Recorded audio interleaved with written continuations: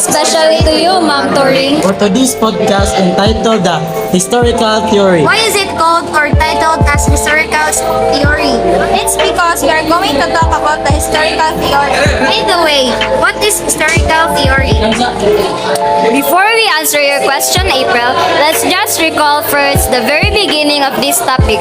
But first, let me explain to all of you what is podcast. Podcast is a digital audio file made available on the internet for downloading to a computer or mobile device, typically available as a series, new installments of which can be received by subscribers automatically. So let us proceed to our very topic this session. April, let's just set aside first your question because Harold will explain to us about theories, or approach. Literature, there are 6 literary theories, but we will only focus to the historical theories. Oh, really? Definitely. What are the uses of theory? Theories are usually used to help design a research question, guide the selection of relevant data, interpret the data, and propose explanations of the underlying causes or influences of observed phenomena. Theories can help society describe aspects of the natural world.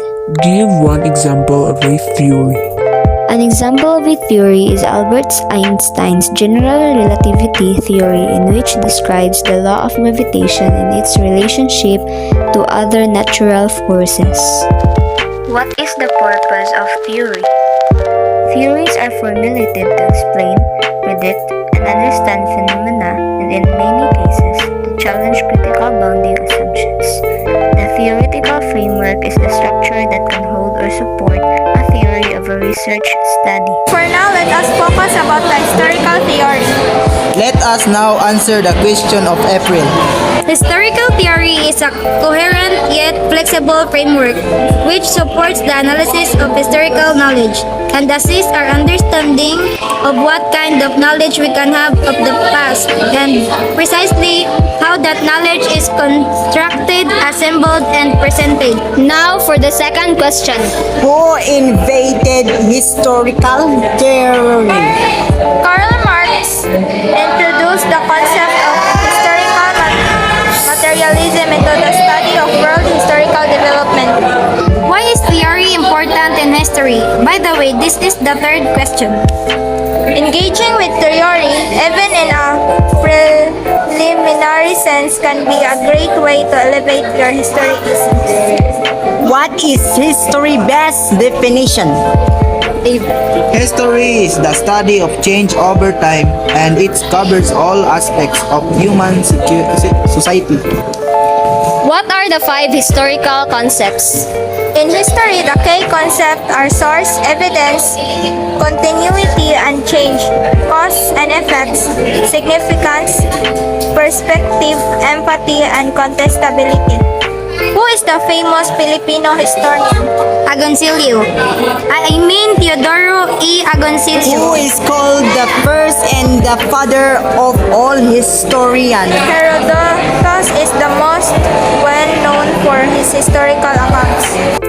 He is remembered as being arguably the very first historian ever. He explicitly states in his introduction that he wishes to preserve the events in order for the Greeks and the barbarians to receive their due. Who is Herodotus?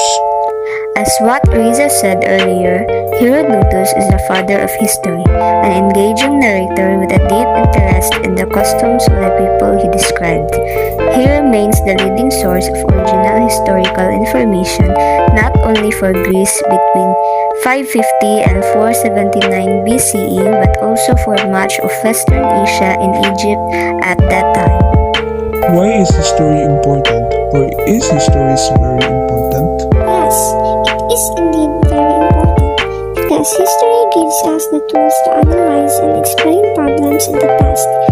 It positions us to see patterns that might otherwise be invisible in the present, thus providing a crucial perspective for understanding and solving current and future problems.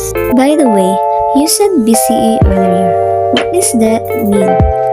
BCE stands for before the Common Era, although they still date from at least the early 1700s. What is the theory in historical writing? The theory of history consists of the philosophical examination of all the aspects of our descriptions, beliefs, and knowledge of the past, and is both descriptive and normative. What is the historical theory of state? According to the evolutionary theory of the origin of the state is the product of history. It was formed by social evolution. This theory tells us that the state was formed as a result of several social circumstances and it reached its present form through the process of evolution. And that's all for today. Thank you. Thank you.